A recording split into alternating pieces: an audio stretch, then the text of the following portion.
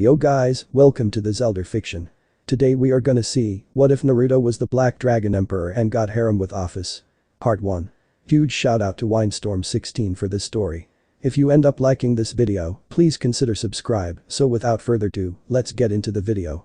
No fair Naruto. How can you be so good? Said 7-year-old Izumi Haidu with a pout as she watched her friend Naruto Uzumaki beat game after game at the arcade, annoyed that he keeps beating all her records. It's not my fault, I'm just lucky. Naruto replied with a grin at the brunette, having always been incredibly lucky when it came to playing games, something that always annoyed his friends whenever he beat them. Then what's her excuse? Izumi demanded while pointing at their other friend, Irina Shido, who was playing a motorcycle game and is already close to getting the high score. I just practice a lot. You'd be good at this too if you did the same. Irina stated with her own grin, as while she didn't have Naruto's luck when it came to games, she made up for it with a lot of practice. Their words only making Izumi pout before she soon smiled and joined them in playing more games, refusing to let them beat her at any more. With Naruto and Irina smiling at this before returning to their own games, all three determined to win more than the other two and get more prizes. The trio having been friends since they were younger and been inseparable ever since, spending all their time together playing games or going to the park. With Irina having also invited Naruto and Izumi to go with her family to church, with the two agreeing to go a few times when they could. Along with sleeping over at each other's houses, something that Irina and Izumi were both happy about when they got to stay with Naruto or he stayed with them. The Uzumaki being unaware that both girls had a crush on him, something they've developed with how kind he was and always willing to help them no matter what. Plus they couldn't deny that they found his whisker marks adorable and always found an excuse to touch them, much to Naruto's embarrassment. It also led to Izumi and Irina to butt heads to get his attention, but they didn't let it get in the way of their own friendship. After playing a few more games, the friends went to exchange the prize tickets they'd won, all of them happy at what they had gotten before leaving the arcade. Unknown location. Though unknown to the trio, in another part of Kuoh a battle was taking place, consisting of 12 people with black bat-like wings and 16 wielding swords made of light and guns. With both groups targeting 2 people, a man wielding his own sword of light and a woman with wings as well. These two were Masaomi Yagaki, an exorcist of the church, and his lover Cleria Belial, a devil from the house of Belial and current overseer of Kuoh town. A relationship that was supposed to be forbidden due to their respective factions being enemies, despite the ceasefire that they currently had. But that didn't stop them from seeing each other and falling in love, but has now led them to their current situation. The couple having been out together when they were ambushed by a group of 20 devils, all of them not bothering to hide the fact they were sent to kill them both. Though while they were caught off guard by the sudden attack, Masaomi and Cleria were able to recover and take out 8 of the devils. With it not being long before the exorcists arrived, including Masaomi's superior Tauji Shido. Initially thinking they were here to help them, Masaomi paid for that when he took a light bullet to the side when they shot at Cleria. But this putting them at an even bigger disadvantage, as the devils and exorcists made a temporary alliance seeing as they were after the same thing, but planned to take the other group out afterwards. While Masaomi and Cleria were starting to get tired from fighting both groups, along with getting more injuries. Get out of the way and save yourself some pain, human. We're just after the traitoress. You can die quickly with the rest of the exorcists once we're done with her. Said one of the devils, only for Masaomi to glare at them, while Cleria narrowed her eyes at what the devil said, before they widened as she began realizing what was really going on. They'd go this far to keep their secret. Cleria thought, not thinking the Great King faction would kill other devils if it had meant they could keep the king pieces a secret. Then you'll have to kill me first.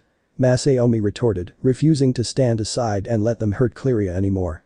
Masaomi, stop this foolishness. She is a devil from the house of Belial, something that will only create more conflict. End this now, join your real allies and comrades, so we may deal with these devils together. Tauji said pleadingly, still trying to convince Masaomi to end things with Cleria so they didn't have to kill him as well. Only for the exorcist to look at him neutrally and not move away from Cleria's side, making the devil smile that he'd still stand with her, despite the likely chance they'll both die. The sight making Tauji sigh in sadness and resignation, seeing he couldn't convince Masaomi to not die along with the devils. Though before any of them could make move, a dagger was suddenly thrown in the middle of the group of devils, getting all their attention. With some of their eyes widening when they saw the dagger and recognized it. The devils having no time to react before a man suddenly appeared in a yellow flash, carrying 2 light daggers in each hand, before he began cutting the devils down faster than they could dodge or counter. Only being further shocked when golden chains shot out of the ground, wrapping around each of the exorcist's neck, except for Tauji, before tightening it hard enough to snap their necks. While the man had killed the last of the devils, picking up his dagger while a woman jumped down from a roof. The sight of them shocking Taiji, Masaomi, and Cleria, recognizing them as Minato Namikaze and Kushina Uzumaki. Minato being a former exorcist and one renowned as the Yellow Flash due to his ability to teleport, along with one of the few capable of wielding a holy sword. Having formerly wielded an Excalibur fragment, specifically Excalibur rapidly, granting him enhanced speed and reflexes, only further adding to his title. While Kushina was a magician known for mastery of her unique magical chains, capable of sealing away the abilities of anyone caught by them. Along with her fierce temper that made everyone wary of approaching her or hurting anyone she cared about unless they wanted to be on the receiving end of her anger. You know, when we moved here, I was really hoping to be done with the supernatural world, but yet it seems we just keep getting dragged into one mess after another. Kushina said in annoyance, before smiling and waving at Cleria, having met the devil a few times and consider her a friend. Minato Kushina, what have you done? Taiji said in shock and horror as he looked at the bodies of his deceased colleagues, only to grunt in pain when the Uzumaki woman suddenly slammed her fist into his face. I believe that's my wife's way of saying, what have you done, Taiji? You were going to kill Masaomi and Cleria, and for what? Because they choose who they love and want to be with. Because they're from different factions. Said Minato as he looked at Taiji with a frown, having never really cared for the church's logic when it came to relationships between exorcists and devils. Fully believing that they should choose who they want to be with, regardless of if the person is human, a devil, an angel, a fallen angel, an imkai, or any other species. Which is just one of the reasons he chose to leave, not liking the restrictions they put on their members' lives, or forcing them to make choices they didn't want to make. The status quo, Taiji said, only for Masaomi to have enough as he grabbed his collar. Who cares about the damn status quo? Look at yourself, Taiji, even if you weren't working with them, you were still willing to ally with these devils just to kill me and Cleria. What does your precious status quo say about that? Or will you try to justify it with some damn excuse? Maybe bend it around that you were doing the Lord's work. Masaomi demanded angrily that he dare try to claim some moral high ground. But you were working with them, weren't you? Stated Cleria, getting the other's attention, before seeing she that was looking right at Taiji. You may have not known when they would attack, but you were working with the devils to make sure both of us died. But none of them knew that. Tell me if I'm wrong. Cleria said while frowning at the exorcist, with Masaomi, Minato and Kushina narrowing their eyes at Taiji, who could only lower his head. I admit it. Yes, I was aware that devils would be sent after the two of you, after both sides failed to split you apart. Zekrom Bale and I, we agreed to a temporary alliance that no one was aware of, that we'd work together to kill you both. As a means to maintain our respective rules and status quo. I knew when the attack would take place and so did Zekrom, but everyone else it would simply be an unexpected coincidence. Taiji confessed, much to Masaomi's growing anger. A traitor and a hypocrite then. Masaomi shouted, raising his sword, wanting nothing more than to kill Taiji, before simply tossing him on the ground and went back over to Cleria as he hugged her, simply relieved she's still alive. Thank you, both of you. Said Masaomi to Minato and Kushina, knowing he and Cleria were indebted to them, with both adults nodding in response before looking back at Taiji. Tell me something, Taiji, what would you have done if Irina learned what you did? Kushina said, making Taiji freeze and look at them with wide eyes. Did you even think for 1 second about that? How this would affect your family? Betraying the rules you claim to be enforcing, how do you think Irina would react? If she became an exorcist, became proud to be just like you, only to learn you helped get Masaomi and Cleria killed. That you worked with devils to make it happen. Would you even be able to look at her? Questioned Kushina while glaring at Taiji, who shook as he imagined his daughter smiling up at him, proud to become an exorcist like her father. Only for the expression turn into one of shock, horror and disgust that he betrayed his beliefs and murdered his own colleague and subordinate. Just to maintain a status quo that he, himself, would have broken to do so.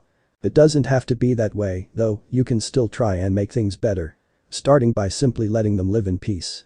Minato said while motioning to Masaomi and Cleria, with the exorcist looked at the couple, really looked and saw how close they were, not seeing anything strange or abnormal, they just looked relieved to still be alive.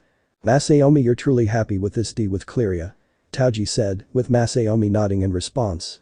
I am. Stated Masaomi, with Cleria kissing him on the cheek. We both are. Cleria said while smiling at her lover, with Taiji standing up before bowing lowly to them. Then all I can ask is for forgiveness. Said Taiji, with Masaomi frowning at his superior and now former friend, not sure if he could ever forgive him. There's nothing to forgive, you were just being used like everyone else here. Cleria said while getting everyone's attention. What are you talking about? Questioned Minato, wondering what she meant. This wasn't about maintaining the status quo or the rules, maybe for the exorcists it was. But the devils, they only saw an opportunity to kill me. For Zekrom, this wasn't about maintaining the status quo, it was eliminating me for what I know. Cleary replied, making them all frown at what she could know that warrant death. And what do you know, exactly? Kushina asked, since it had to be important if Zekrom, Bale of all devils, would want her dead. That I unfortunately can't tell you. Not out of mistrust, but if it was discovered that you all knew as well, you'd be targeted as well, you and your families. Said Clearia, knowing she can't share the existence of the king pieces, not if it'd simply make them targets as well. Well, whatever it is, if it's important enough that you're marked for death, then both of you need to disappear. Minato stated, with Masaomi and Clearia nodding in agreement, knowing it isn't safe in Kuoh anymore. I can help with that. As far as anyone will know, I was the only survivor, and both of you were executed as instructed. Well, the bodies had been destroyed beyond recognition. Said Taoji, wanting to do what he can to make amends. With Masaomi and Clearia being surprised at the offer of help before nodding in thanks, glad that they'll be able to go into hiding and not worry of being hunted down. Time skip 2 weeks. What do you mean we're leaving? Naruto said, frowning in confusion at his parents. We aren't, but you are Naruto. You'll be going to Kyoto for a while and staying with a friend of mine while there. Said Kushina while smiling at her son, with Minato nodding in agreement, both knowing this would keep Naruto safe for a while. After dealing with the exorcists and devils sent to kill Masaomi and Clearia, the two had managed to fake their deaths before going into hiding, not telling anyone where they'd go just to be safe. While Taoji had taken his family to England, claiming it was work-related, something that saddened Naruto and Izumi at seeing Arena leave. While both of them had taken full blame for the deaths of the devils and exorcists as a means to keep them from trying to find Masaomi and Clearia in case they didn't believe they were dead. And to take any suspicions off Taoji, since he was the only one who walked away, albeit after being injured to help sell the act. Though this also led both parents to decide to send Naruto away for his own protection, with Kyoto being the safest since the devils wouldn't risk attacking the home of the Imkai faction. With it hopefully being temporary until they knew it was safe for him to return or they could join him. But why? And why aren't you coming with me? Questioned Naruto, confused and worried at why his parents were sending him away alone. It's nothing important, your Ka-san and I just have some business to handle. And it's something we don't want you to worry about, so just think of like a small vacation. Minato said, with Naruto looking between them for a few moments. Will you come once the business is done? Naruto asked, with Kushina smiling and kissing his forehead. We'll be there before you know it. Now go get packed and ready. Kushina replied, with a whiskered blonde nodding before going up to his room to pack his stuff. Later. After packing his belongings, Naruto was driven to the train station and put on the next train to Kyoto, something that saddened the boy as he didn't get to say goodbye to Izumi. Having wanted to at least tell her he was leaving, but his parents had insisted they get to the station in time. With Naruto now sitting in his seat looking out the window, still confused and worried at his parents' behavior in sending him to Kyoto alone while they stayed behind for some business. The Uzumaki only hoping that whatever it is doesn't take too long for them to deal with. Only for him to be pulled from his thoughts when something suddenly hit the train, everyone crying out or screaming in shock and fear at the sudden impact, knocking the train off the rails. Even more so when explosions started going off around them, with the train blowing up much to their horror. Naruto only being further shocked and scared when he was suddenly grabbed and pulled through the broken window. The Uzumaki crying out when he was then suddenly thrown across the ground, looking up only to see someone with black bat-like wings standing over. With more flying in the air and blasting the train until the entire thing was destroyed and everyone was dead. This is the brat we were sent to deal with, what a waste. Said the devil while scoffing before kicking Naruto in the ribs, making him grunt in pain as he hit the ground again. Hey. Leave some for the rest of us. Another devil said as the remaining 4 landed around Naruto before the one who spoke stomped on his back. Yeah, we couldn't even have fun with that retarded bitch earlier. Damn orders. Said another devil, annoyed that they were explicitly ordered to kill both humans and not waste any time. While Naruto froze at what they just said, hearing they went after someone with red hair, making him look up and glare at the devils. Who are you talking about? Demanded Naruto, angry, worried, and scared that they could be talking about his mother, given the fact they're apparently targeting him as well. Only to cry out when he was kicked across the face, feeling his nose was broken and blood gushing out of it, making the devils laugh. Ooh, oh, looks like we have a tough guy. One of the devils laughed before picking Naruto up by his leg, then immediately slamming him down on the ground. You wanna know who we're talking about, you little shit. The hot-ass retard we just killed, along with that blonde dumbus. Too bad too, we could have shown her what it was like to be with real men. Taunted a devil before stomping on Naruto's chest, making him cough and gag, though still shook at what they just said. Ah-san, T2-san they killed them. Naruto thought, shaking upon hearing that they killed his parents, before grunting in pain when he was thrown against one of the railway support pillars. But you know how it goes, orders are orders, and we didn't feel like having the Great King faction on our asses for fucking up a job. But that doesn't mean we can't take our time killing a stupid kid like you," said the devil, grinning cruelly before punching Naruto in the face before throwing him back on the ground where they began punching and kicking the Uzumaki repeatedly. They killed them, someone sent them to kill Kasan and Tusan, someone had my parents killed," thought Naruto, not even registering the attack anymore, feeling his entire body was numb at what he just heard, that his parents were killed, ordered by someone. Though soon the numbness started turning into anger and rage, that someone would kill his parents for no reason and then send these bastards after him. Hearing them laugh about murdering his parents, that they're annoyed they couldn't defile his mother and now simply enjoying beating him up. Naruto muttered while feeling his body shaking, along with starting to feel warmer all of a sudden, before one of the devils grabbed him by his hair and lifted his head up. Sorry, what was that runt? Couldn't quite hear you from kissing the ground." The devil taunted before slamming Naruto's head back down, getting another round of laughter from the assassins. Only for their laughter to immediately end when Naruto grabbed the wrist of the devil holding his head, shocked when he suddenly screamed in agony. Even more so as jet black flames erupted from where Naruto was holding him. Said Naruto while lifting his head up, the devils unconsciously stepping back at seeing his slit pupils glaring at them murderously and more of the black fire flickering off his body. I will kill you," Naruto shouted as jet black flames suddenly exploded off his body, the devils being shocked and taken off guard by what just happened, leaving them with no time to escape as fire hit them. The devils crying out in pain and agony as they felt the flames weren't just burning their bodies, it felt like their very souls were being burned. Well, their attempts to try and put the flames out were useless, as their magic and power didn't seem to do anything. With it not being long before the devils couldn't handle the pain anymore and dropped to the ground dead, with their bodies still burning. Naruto, meanwhile, panted as he stood up on shaky legs while glaring at the bodies of the devils, wishing they could have suffered longer. "Good riddance," Naruto said darkly, not caring he just killed 5 people, only that they paid for killing his parents. "You're a strange one, aren't you?" someone stated in a bored and emotionless tone, making Naruto tense and quickly turn around to see who spoke, only to be surprised at who he saw.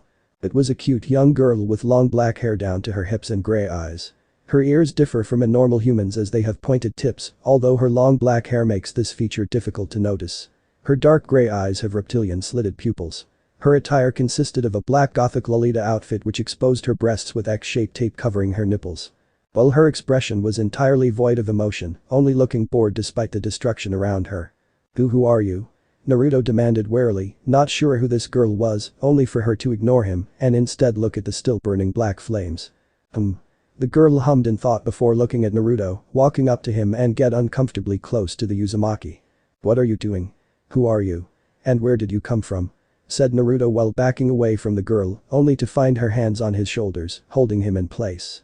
"You're very noisy, be quiet," said the girl, making Naruto tense as while he still didn't hear any emotions in her voice, he felt that she was starting to get annoyed. "Yes, you have one of Ritra's sacred gears inside of you, the Blaze Black Flare, also known as the evil dragon's black flame," the girl said, which further confused the whiskered blonde. "What are you talking about? Who's Vritra and what's a sacred gear?" Naruto asked, not knowing what was even happening anymore. Vritra is one of the Dragon Kings and an evil dragons, known as the Prison Dragon, the Enveloper and Darkness Dragon King. He's slightly less annoying than the rest of my kind, since he knows not to get involved unless it concerns him directly," said the girl, with Naruto looking at her in shock. What? Dragons are real. You're a dragon, Naruto said, only to flinch when the girl narrowed her eyes at him. Yes, dragons are real and I am one.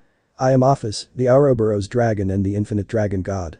And you are interesting to me," said Ophis while pointing at Naruto, knowing that Vritra's sacred gears would be useful to have in getting rid of Great Red and taking back her home. I am? Naruto asked warily, still not sure what to make of this girl. "Yes, you are. And I want you to join me now," Ophis stated, which only further shocked Naruto. "Join you? You literally just show up out of nowhere, talk about dragons and things called sacred gears, then suddenly expect me to join you?" Naruto demanded, not sure if she's crazy or just didn't care. "Yes." Ophis replied like it was obvious, the Uzumaki only able to look at her with wide eyes before shaking his head and looking at her with narrowed eyes. "Why would I join you at all? All I know is your name. What would you even give me in return for joining you?" questioned Naruto, not sure if he wanted to trust her or join her for whatever reason she wanted him. "What if I could help you gather the rest of Vritra's sacred gears? As right now you only have one, while the others are still out there for you to collect. each with a powerful ability for you to access that's only made stronger when used together. In addition to that, I shall also grant you one wish," said Ophis, with Naruto being surprised at the offer before freezing at the second part. "Can you bring back the dead?" Naruto asked, since the only thing he really wanted was his parents back, only for that hope to be dashed when Ophis shook her head. "Unfortunately, that's beyond even my power, since it's unlikely that those devils left their bodies intact," Ophis replied, doubting the devils would have left the bodies in good enough condition to be revived, making Naruto clench his fists that he couldn't bring his parents back. "Then everyone who was involved in their deaths, everyone who's part of this Great King faction, I want them all dead," said Naruto, since if he couldn't have his parents back, he can at least make sure everyone involved in their deaths dies as well. "Very well, I'll see to it they meet their ends," said Ophis before holding out her hand to Naruto, who looked at it before taking the Ravenette's hand. Not a moment later, both Naruto and Ophis vanished as if they were never there. Time skipped 10 years. "Hard to believe I'm back here and it looks like nothing's changed," Naruto thought while walking through Kuoh, seeing that nothing much has changed with his former home, though now he was aware of what happened when no one was watching and the lights went out. 9 years have passed since the day he lost his parents and awakened his sacred gear, then being found and recruited by Ophis into the Cow's Brigade. Along with, surprisingly, Ophis taking him in as her adoptive son, which was at first just a cover used to keep most of the Cow's Brigade from trying to use him for their own purposes. And as Ophis put it was only natural since they were both black dragons, so it made sense, to her anyway, that they'd be mother and son. Along with having the more trustworthy members of the Cow's Brigade help raise and train Naruto, learning everything about the supernatural world. Including the fact that his father was a former exorcist and his mother was a magician, both being rather well known before retiring. Ophis also kept good on her end of their agreement, with Naruto having gained the other 3 of Ritra's sacred gears, the absorption line, the delete field, and the shadow prison. With all of them together also reforming Vritra's spirit within him, allowing Naruto to meet the Dragon King, who was rather polite and wise despite being considered an evil dragon. And the Uzumaki was grateful to have Vritra as his partner and helping him out when he needed it. "Even better when she fulfilled my wish," thought Naruto, smirking darkly, having relished it when Ophis sent him and a few other members of the Cow's Brigade to massacre the majority of the Great King faction. Everyone involved in his parents' murder, with Naruto personally killing Zekrom Bale while making sure he suffered for what he did. All while taking away the last thing he had before landing the final blow, his power. Having used absorption line to transfer all of Zekrom's power straight into an object, taking all of it until he had none left to take, including his power of destruction. With Naruto then burning him alive with Blaze Black Flare, happy at avenging his parents along with his loyalty to Ophis being solidified. And while Naruto would never forget his parents, he had begun starting to see Ophis as a mother, since she did seem to care for him in her own way. At least when she's acting like a parent. Naruto thought, knowing that Ophis could be rather naive about certain things, including the difference between familial love and romantic love, having ended up waking up with her in bed with him more than a few times. After he'd finished his training, Naruto had asked to return to Kuoh, something that Ophis allowed. But only if he had someone accompany him to watch and guard him. Something he protested against since he could handle himself just fine, which Ophis didn't deny, but did remind him there are still beings far stronger than him. Which Naruto to accept, knowing it was true, leading to him being accompanied by Kuroka to Kuoh. With her currently being in her cat form and resting on his shoulder, looking around in interest at the town. "Naruto?" said a familiar and shaky voice, pulling Naruto from his thoughts as he looked, only for his eyes to widen when he saw it was Izumi. Seeing she had grown into a beautiful young woman and had a voluptuous figure, with her hair now going down to her hips. And her attire consisting of a white long-sleeved button-down shirt with vertical linings, a black ribbon on the collar, a black shoulder cape and matching button-down corset, a magenta skirt with white accents, thigh-high black socks, and brown Mary Janes. "Izumi?"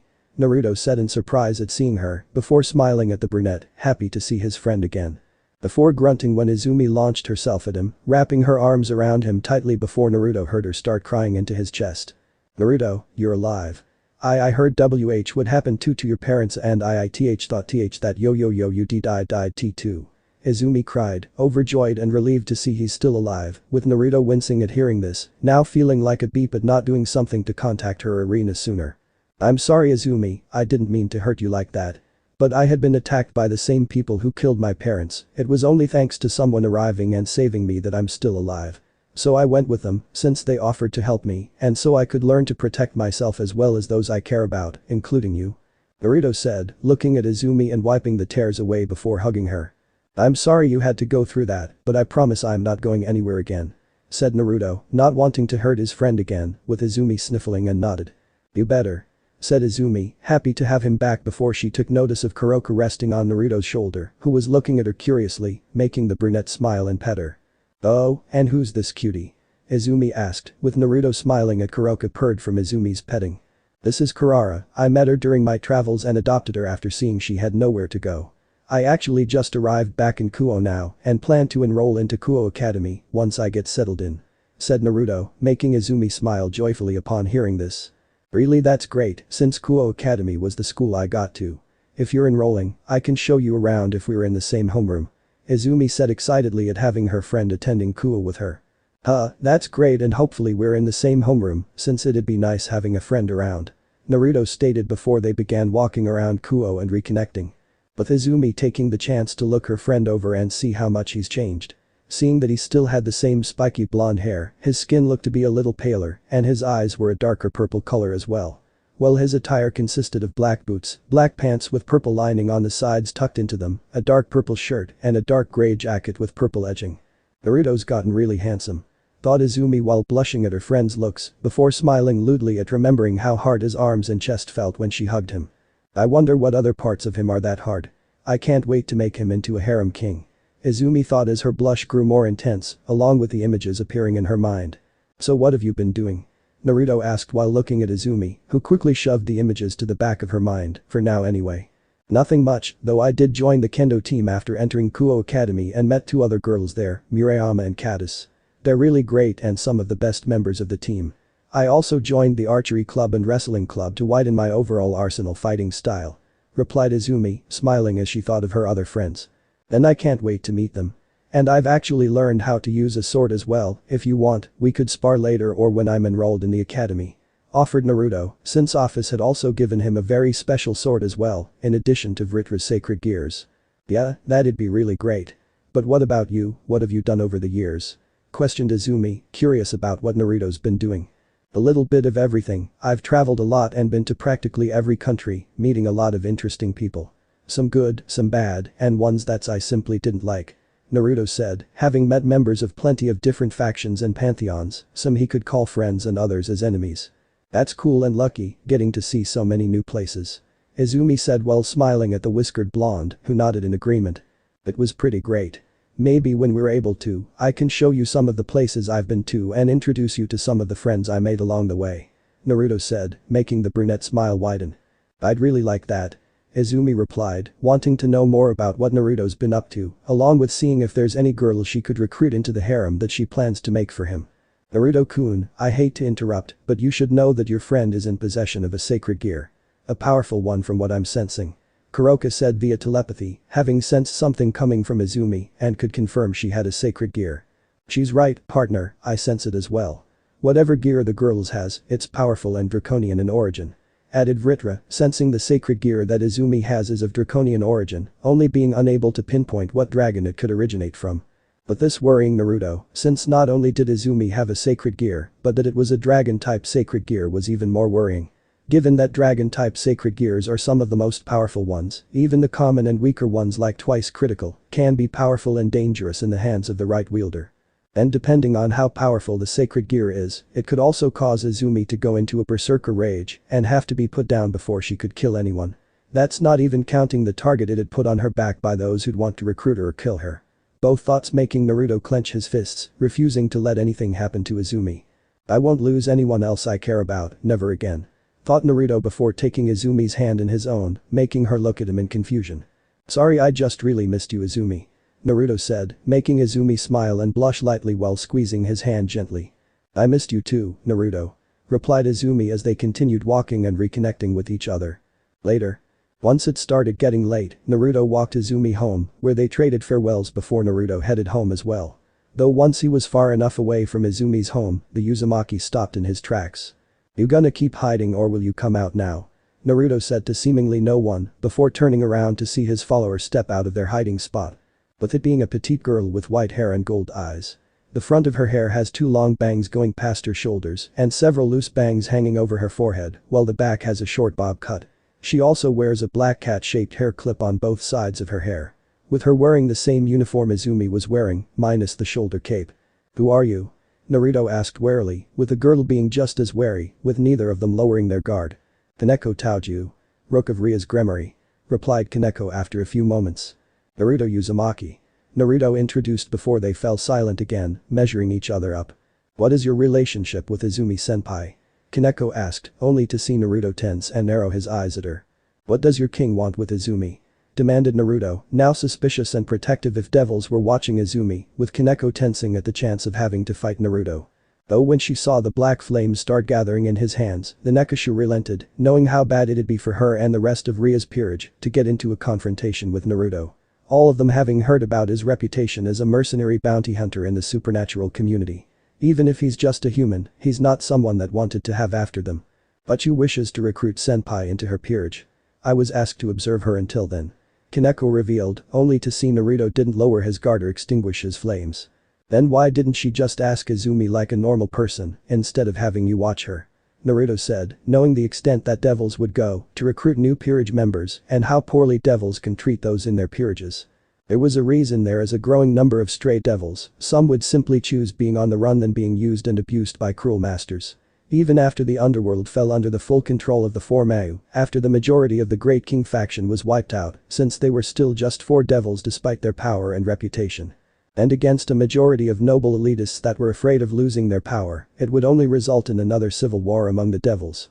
Something that they desperately wanted to prevent. Do you not trust devils? Or just not want your friend to be one? Questioned Kaneko warily, given how Naruto was a bit of a controversial figure among the devils, especially for the Gremory family and Bale family, with his hand in the Great King faction's destruction, while having brutally killed Zekrom himself. No, it's not that I don't trust devils, I have some friends who are devils despite my shaky relationship with the faction, overall. With them consisting of both naturally born devils or reincarnated as ones. If Izumi becomes one, I'll respect her choice and still care about her no matter what. Especially if it helps her in manifesting and learning to control her sacred gear. Naruto replied, shocking Kaneko that he already knew about Izumi's sacred gear. But she's my friend, one of my closest and oldest friends in fact, so I simply want to make sure the devil who recruits her treats her right.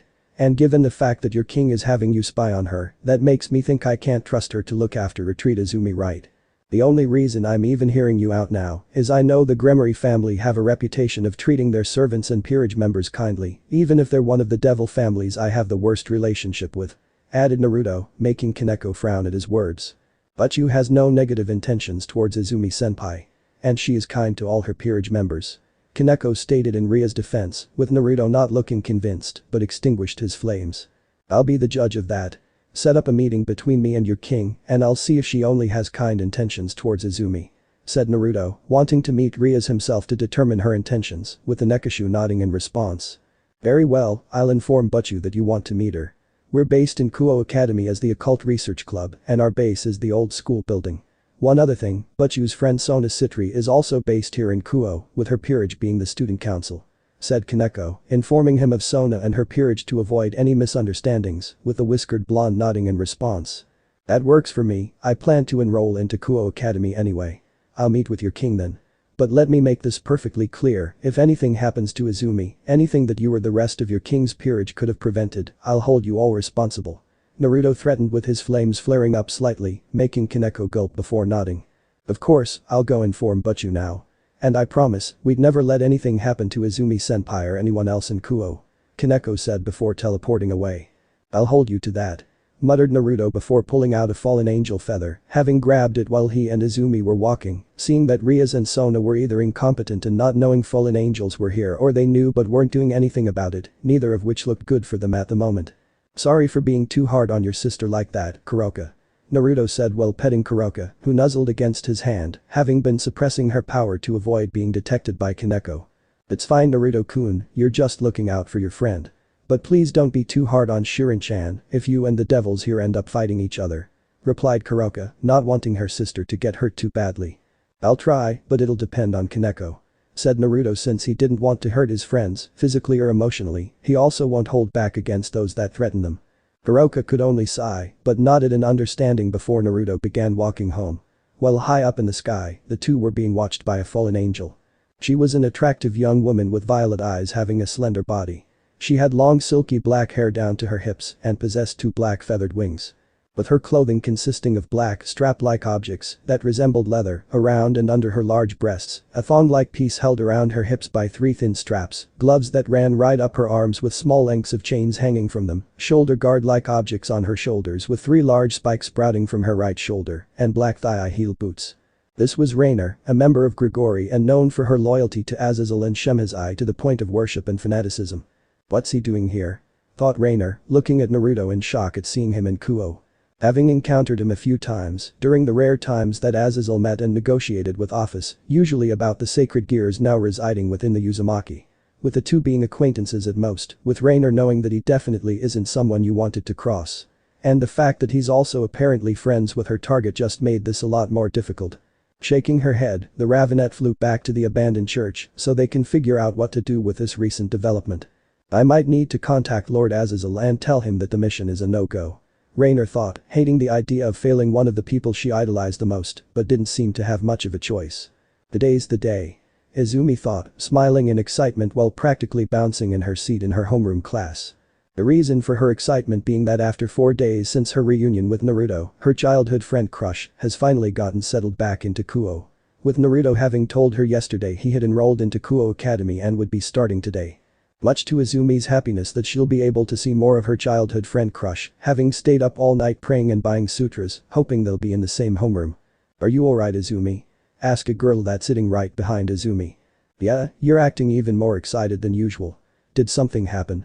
A second girl who's sitting next to the first asked, with Izumi looking behind her at the girls.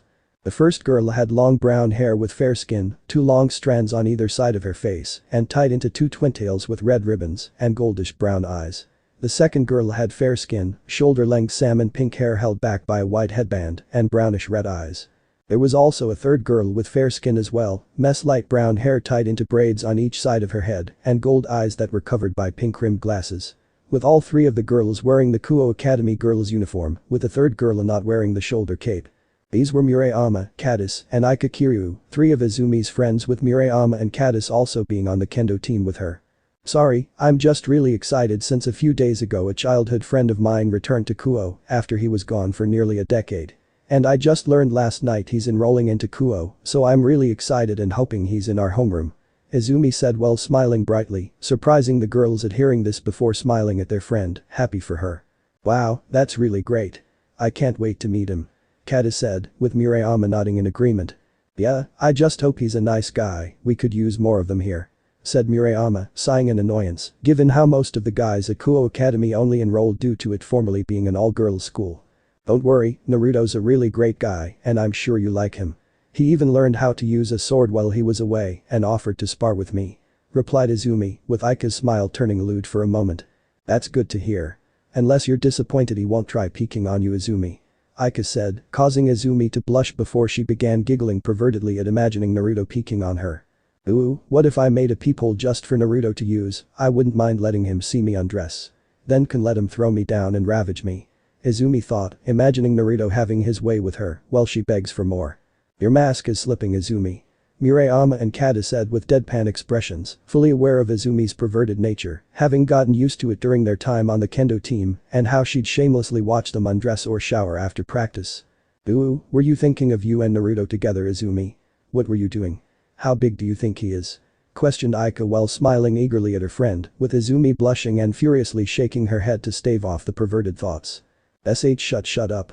And don't say anything to Naruto either, I don't want him finding out," Izumi said frantically, not wanting Naruto to think she's only a pervert that just wants to have sex with him or that she's a creep who tried peeking on him. Ika's smile merely grew at this, knowing she'll be able to have a lot of fun with that. A thought Murayama and Caddis shared, liking the chance to tease their friend. Luckily for Izumi, their teacher Iruka Yamino soon arrived at the classroom. "Alright, settle down everyone, settle down," Iruka said, getting everyone's attention on him with Iruka waiting until he had all the students' attention. "Now before we begin today's lesson, I have an announcement. We'll be having a new student is joining us today and I hope you all give him a warm welcome here at Kuoh Academy," said Iruka, with the entire class perking up at the mention of a new student, only the guys to be disappointed it wasn't a new girl, while the girls were curious about getting a new student. While Izumi's happiness grew before she began mentally cheering and dancing when Naruto walked in, happy that her friend crush was in her homeroom. Hello everyone, I'm Naruto Uzumaki, it's nice to meet you all, and hope you treat me kindly. Naruto greeted with a smile and a bow, getting different reactions from the class, with some of the girls looking at him with hearts in their eyes while the guys glared at him. We just got another prince. Look at those cute whisker marks. He's so handsome. Damn it. Now we have another pretty boy bastard to deal with. Him and Yudo won't leave any girls for the rest of us. Alright, quiet down everyone.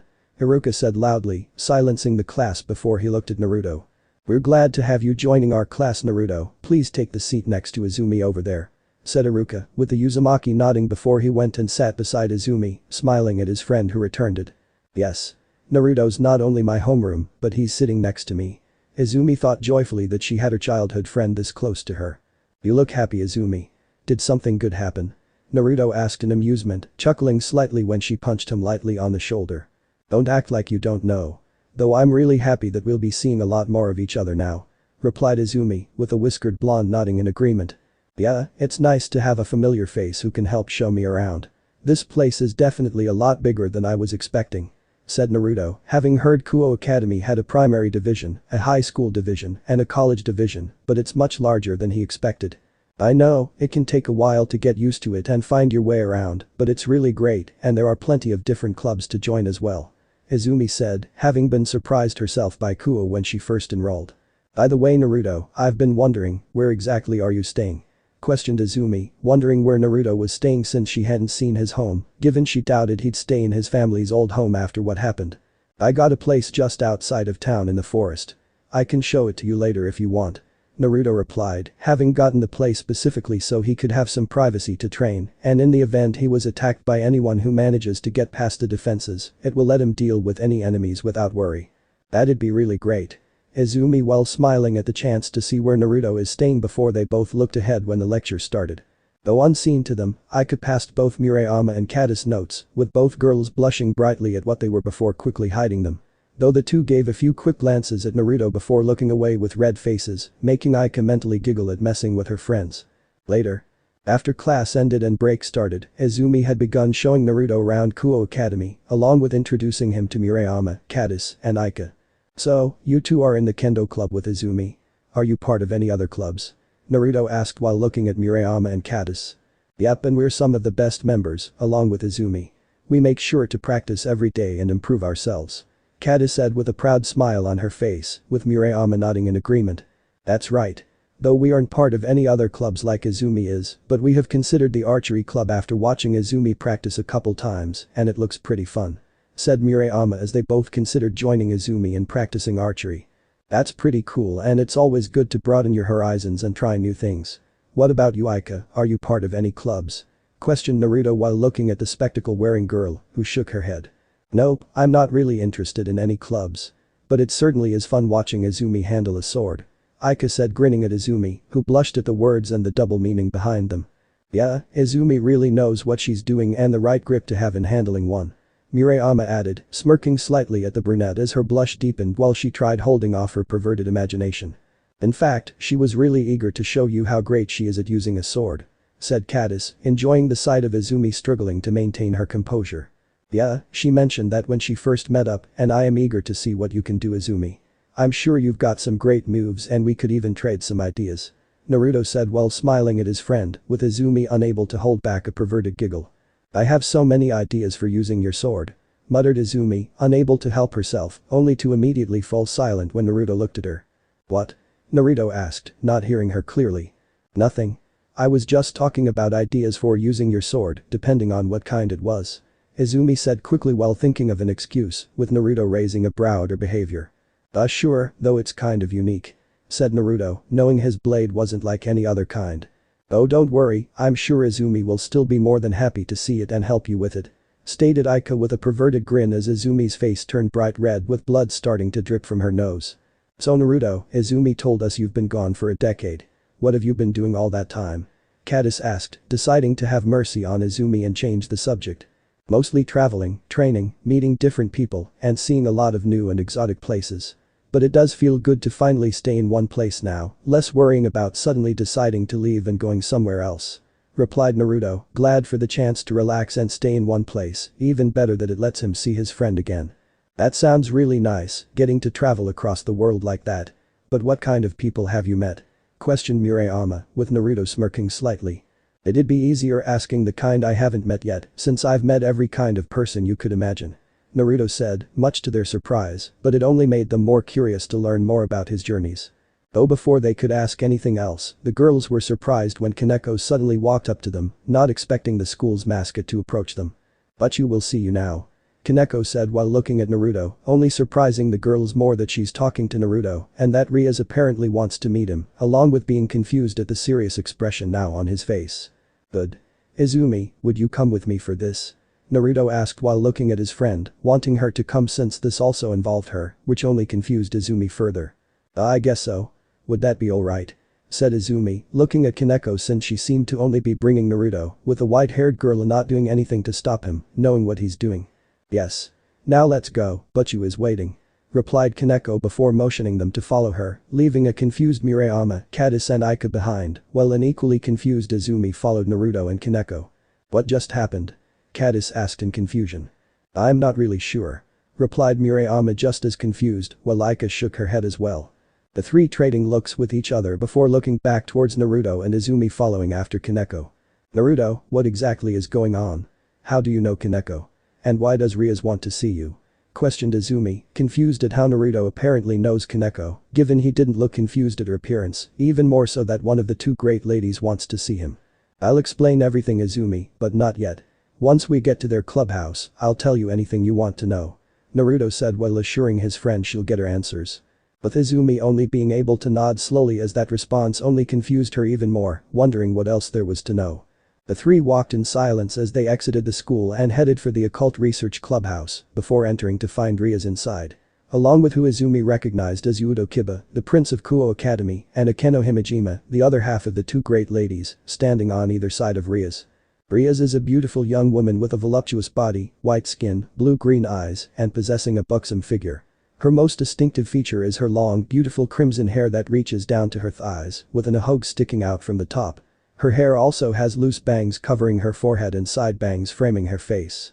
Akeno is an equally beautiful young woman with a voluptuous figure, very long black hair, and violet eyes. Her hair is usually tied in a long ponytail, reaching all the way down to her legs, with two strands sticking out from the top and sloping backward, with an orange ribbon keeping it in place. While Yudo is a handsome young man with short blonde hair, bluish-gray eyes, and a mole underneath his left eye. With all three wearing the Kuoh Academy uniforms, but what surprised Izumi is the unusual serious expressions on their faces. Naruto Uzumaki, how nice of you to join us. Ria said tersely, shocking Izumi even further, since this was a far cry from how Rias usually acted. Did I really have a choice? Said Naruto while looking at her with a raised brow, knowing that if he didn't meet her or Sona, they'd assume he's a threat and act accordingly. But I am thankful you were at least willing to hear me out, despite the circumstances. Naruto added, knowing with what happened Rias could have simply had her peerage attack him, showing that she's mature enough to act civilly while earning her a few points. I thought it better to speak before going to less kind methods. Stated Rias before looking at Izumi then at Naruto with a raised brow at her presence. I invited Izumi to join since this concerns her as well. Is that fine with you? Questioned Naruto, with Aritiid looking at him with narrowed eyes. Very well. Izumi may join. Rias said after relenting to this, knowing it'd only serve to antagonize both of them if she removed Izumi. Okay, can someone tell me what's going on? Naruto, have you met Rias before? Is that why she's trying to incinerate you with her eyes? Izumi asked, wanting to just get some answers before she goes crazy. Not personally, no, but we know of each other. And it wouldn't surprising if she did since I ran afoul of her maternal family a while back. And safe to say, they don't really like me very much. Replied Naruto, much to Izumi's shock at hearing this. That's putting it mildly. Yudo muttered, knowing that's a light way to put the Bale clan's feelings towards Naruto. Later. After things calmed down a little, Naruto and Izumi sat down across from Rias, Kaneko and Yudo, while Akeno came out with a tray of tea. The Ravenet passing it out to everyone with a smile on her face, which grew tense as she held a cup towards Naruto. The whiskered blonde looking at it warily, not sure if he should risk it. You really think I'd try something as boring as poisoning you? That wouldn't be any funny, since it would be too quick and painless for my tastes, unless it was a paralytic poison. Leaving you helpless for me to do so many things to you, while I can still listen to your sweet screams before the end. said Akeno with a light blush on her face as her sadism leaked out, only backing away when Ria shot her a look, while Izumi was shocked at what she just said. Definitely Suzaku's cousin. Thought Naruto, knowing well Suzaku was a king-hearted and care about the well-being of her family, Akeno included, she had her own share of sadism for those that crossed her. Can someone just tell me what the hell is going on? Izumi demanded, getting tired of not getting answers and getting close to freaking out at the back and forth. Izumi, there's a lot you need to hear. Naruto said, getting his friend's attention, only for the brunette's eyes to widen at seeing Naruto was holding black flames in his hand, while not showing a hint of pain or uncomfortableness. Okay, I'm being extremely calm right now despite the fact you're apparently a firebender. Please start talking before I start freaking the fuck out. Said Izumi, starting off calmly before screaming at the end, making Naruto chuckle lightly as he extinguished the flames. Right, sorry. And that wasn't normal fire, it's created from my sacred gear, the blaze black flare. As for what sacred gears are, they're items with powerful abilities created by the god of the Bible and given to humans. Mostly as a means to help them stand a better chance against the supernatural factions and pantheons, Naruto said before he began telling Izumi about all the different factions and pantheons, along with everything she thought was fake or made up was in fact very real. But the brunette listening in stunned silence as her friend told her everything about the supernatural world. Unable to doubt him, even if he hadn't shown her the flames, knowing Naruto wouldn't lie to her about something like this. And the fact that none of the Occult Research Club members looked surprised or fazed, meaning they must have already known. Wait. Your parents were an exorcist and magician, Izumi asked after Naruto told her the truth about his parents. Former exorcist actually, Toussaint left the church since he didn't agree with a lot of their beliefs and rules. With them having met and settled down together when they had me. Replied Naruto, making the brunette nod before she looked at him warily. Is that the reason they died? They were attacked, weren't they? Said Izumi, with a Uzumaki nodding while clenching his fists. Yes, they were attacked and murdered by assassins after they got involved and stopped some innocent people from being killed. Then they came after me, their client wanting me dead as well, believing my parents knew something they shouldn't have and wanted to ensure they couldn't tell anyone, including me. And I would have died too if it wasn't for me awakening my sacred gear after they were dumb enough to mock my parents, even reveal their disappointment they didn't get the chance to rape my Kasan. I enjoyed watching them burn. Naruto said darkly, with Izumi looking at him in shock and sympathy, with even the orc members being shocked at hearing this, while Rias had a sinking feeling at just who the assassin's client was.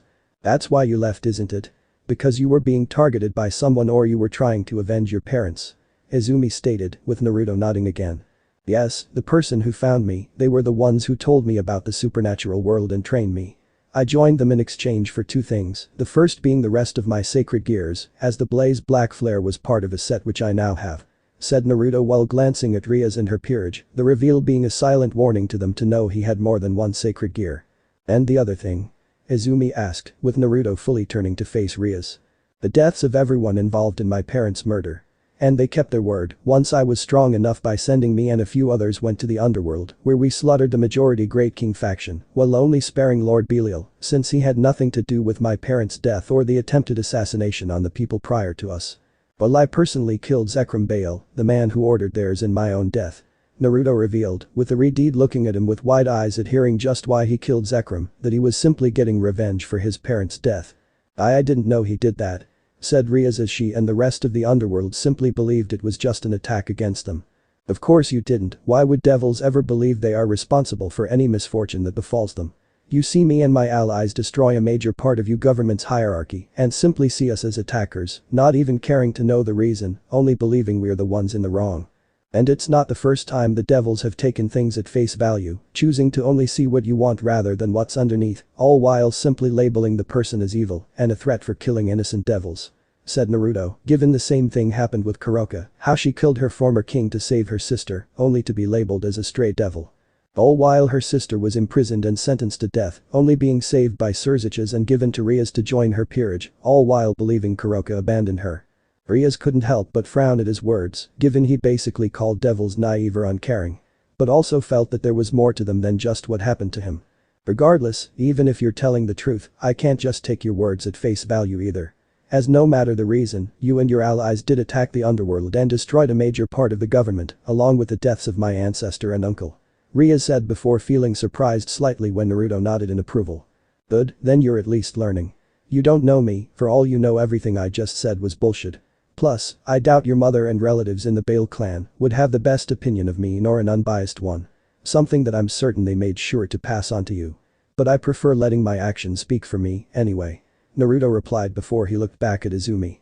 Now I'm not just telling you this because you're my friend Izumi, it's also because you're involved as well. Since like me, you have a sacred gear within you too. Revealed Naruto, much to her shock. I have a sacred gear, Izumi said, shocked to hear this, before she started getting excited at the chance to have a powerful weapon like Naruto. Yes, but don't get too excited. Well, you have a sacred gear and a powerful one at that, they are incredibly dangerous to those that don't know how to use them.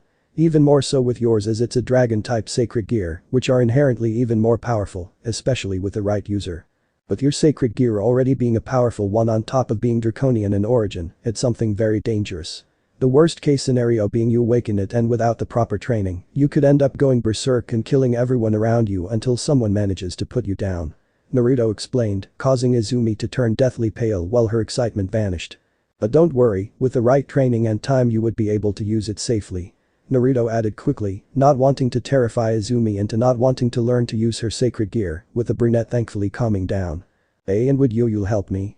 Izumi asked nervously, shaken that if she wasn't careful she could end up dying. Yes, I will. But that brings me to another thing. As I'm sure you've already guessed, everyone in the orc are devils, with Rias being the king and the rest of her peerage members. Naruto said while looking at Rias with Izumi doing the same, with the Redeed nodding while summoning her remaining peerage pieces on the table, much to Izumi's shock. That's correct. Akeno is my queen, Yudo my knight, and Kaneko my rook. I recruited all of them years ago, using each corresponding piece to reincarnate them into devils, said Rias, while taking over the explanation as she began explaining Devil Society to Izumi and filling her in on what peerages were. As for what Naruto meant, I wish to recruit you into my peerage after learning about your sacred gear. Something that'd go a long way in helping you to awaken your sacred gear and lowering the risk of going berserk unless you tried handling too much of its power before you're ready. Rias said as she finished her explanation, with Izumi simply looking between her and Naruto in shock at all the information they just revealed. That's just a lot to take in. Muttered Izumi, with Naruto wrapping an arm around her to comfort his friend. Yeah, I know the feeling when I first learned all this. Part of me thought I was just having some crazy dream, but even I couldn't think up all of this. And in regards to being a devil, the choice is entirely up to you, Izumi, whether you want to join her peerage or stay human. But whatever you choose, I'll still be here whenever you need me for anything. Said Naruto, making the brunette smile slightly at him. He's right. Well, I wish for you to join my peerage, it'll be your choice on whether to join or not. And you'll still receive assistance in learning to control your sacred gear as well. Rias added, wanting Izumi to join, but knowing she can't force her or manipulate things to have a situation where she can recruit her. Though it did make Rias wince at her original plan, seeing how shaken Izumi was at everything she learned, and she would have simply taken advantage of her for her own needs. So the least the Gremory heiress could do is still help Izumi with controlling her sacred gear, even if she doesn't join her peerage. Thank you, both of you. But could I have some time to think it over?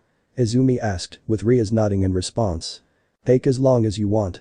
Replied Rias, knowing it's a tough decision to make. Thanks.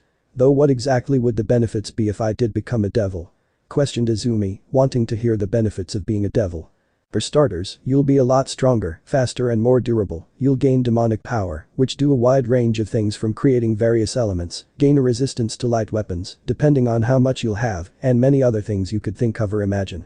You'll also be able to fly with your wings, see in the dark, and you'll have the chance to advance through the ranks to become a high-class devil yourself and get your own peerage. Being able to recruit members to join you, fight in raiding games, with some devils even forming their own harems with their peerages. Rias explained, with Izumi immediately perking up at the last part. Form harems? I could form my own harem. I could make a harem for Naruto, thought Izumi, thinking of how much easier her harem plan for Naruto would be if she had her own peerage.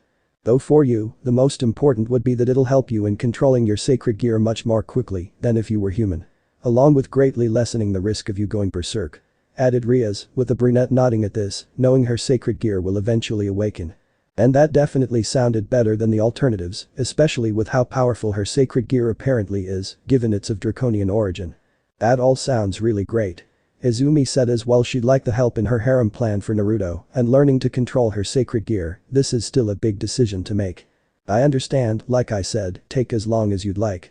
And if you want, you and Naruto are welcome to spend your free time here at the Orc to get to know myself and my peerage better, as well as getting a feel for how things work here and what you'd be doing if you choose to join. Rias offered, extending the offer to Naruto as well out of courtesy and the fact she doubted he'd stay away anyway since Izumi's his friend. With Izumi smiling at the offer, since that would be good and better help her in deciding if she'll join or not. "Thank you, that'd be a really great way to get a better idea of what I'd be doing," replied Izumi while Naruto nodded in agreement. "Great, then we'll see you both again when you're free," said Rias while smiling at the brunette with Izumi and Naruto getting up and leaving. "You've certainly made a big name for yourself amongst the devils and not in a good way," Izumi stated once they exited the clubhouse with the Uzumaki nodding in agreement.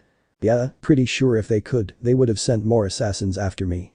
Or maybe even Surzich's Lucifer himself would have come after me," Naruto said, which only worried Izumi at the idea of Naruto being killed. "Why haven't they? And how are you even still alive after what happened?" asked Izumi, since while she didn't doubt Naruto must be strong, she doubted he's at the level of a super devil. "I have my own powerful allies in the supernatural world, starting with my adoptive mother. Let's just say that just her alone is enough to make sure the devils don't try anything, not if they want to keep existing," replied Naruto, knowing it wouldn't take much, if any, effort on Ophis's part to destroy every single devil there is, with Izumi looking at him in shock and intrigue. "You seriously need to tell me everything that's happened to you," said Izumi as they headed back to class. With Rainer. Meanwhile, Rainer stood in the forest in the park, having just received a response from Azazel in regard to the plan being a no-go with Naruto's presence. With the fallen angel pulling out an envelope before opening it, causing a small holographic figure of Azazel to appear. Azazel is a tall man appearing to be in his 20s with an average build, black hair, golden bangs, and black goatee. He also possesses 12 jet black feathered wings that grow out from his back. He wore a V-neck maroon long coat with a wide open high collar that opens up at the hem. The long coat also featured 2 black belts around the waist and 4 black bands on each arm, 2 of the bands at the wrist and the other 2 near the elbow. He wore gray slacks and brown shoes. "Rainer, I don't know where these orders came from, but I gave specific instructions to only observe the Haidu girl and if necessary, bring her to the Grigori to recruit her to safely learn to use her sacred gear. The same with the Argento girl, who was kicked out of the church. Do not, under any circumstances, extract her sacred gear," said the recording, with Rainer's eyes widening at this, since she'd been under the impression she was just meant to just kill Izumi while extracting Asia's sacred gear for the Grigori to study. "I'm not sure who tampered with your orders, but they knew enough to take advantage of your loyalty to me and Shemazai so that you wouldn't question them if you believed they came from either of us. Once Asia Argento arrives in Kuoh, take her to the devils there as I doubt it'll be safe for her to join the Grigori until I learn what's going on. And if necessary, get the prison dragon's help. If his friend was really being targeted, then it'd be better if he knows we had nothing to do with it. One last thing, don't tell anyone about this and act like nothing's changed. I don't know who you can trust there. But figure out what you can, then report back," Azazel said before the hologram vanished, while Rainer scowled and clenched her fists. "Motherfuckers," thought Rainer while punching her fist through a tree, angered that someone had been using and manipulating her by using her loyalty against her, while swearing if she finds out whoever it is, she'll drive a spear through their heads. Both of them if they're a guy. Taking a breath, Rainer remembered what else Azazel said, take Asia to the devils for her own safety, and if necessary get the prison dragon's help, knowing he meant Naruto when he said that. Something that would be good, since she didn't know who she could trust right now, if the rest of her teammates were in on it or not. I'll probably tell him anyway, if only to see what he'd do to the traitors. Rainer thought, knowing that Naruto wouldn't hesitate to kill anyone if they were a threat to his friend, before she took flight into the air to go back to the abandoned church. Though unknown to Rainer, she'd been followed and eavesdropped on by 2 of her supposed allies. Another fallen angel named Donasik and a stray exorcist named Fried Selzen. Donasik was a middle-aged looking man with short black hair and dark blue eyes. His attire consisted of a pale gray trench coat over a white dress shirt with a matching ascot, black pants and shoes, a pair of black gloves, and a black fedora. While Fried is a young man with short white hair and red eyes. As a priest, he was dressed in clerical clothing and often had a disturbing smile on his face. Well, that's just fucking great. The bitch knows what's happening and won't kill the other bitch, even handing the damn nun over to those shitty devils. Fried shouted with a scowl on his face. Be quiet, she could still hear us. Let's go and speak with Kakabiel, said Donasik as they left to a secure location, heading to an abandoned factory in town to use. Once there, Donasik created a summoning circle on the ground before soon a holographic image of Kakabiel appeared in front of them. Kakabiel has the appearance of a man with long black hair and red eyes, and unlike other fallen angels, he has pointy ears. Kakabiel also possesses 5 pairs of black wings, showing his high-ranking status and power among the fallen angels. He wears a black robe with detailed accessories and purple shoulder pads with gold streaks on the side. What is it, Donaseek? Is the human girl dead? Kakabiel demanded. No, Kakabiel-sama, the prison dragon has arrived in Kuoh and it appears he's friends with the target. This prompted Rainer to contact Azazel, causing her to learn that his orders had been tampered with. She's now suspicious and isn't likely to trust any of us. Azazel's also ordered her to take the nun to the devils rather than extract her sacred gear. Donaseek explained, making the cadre scowl in annoyance at this wrench in his plans. DSK, how annoying.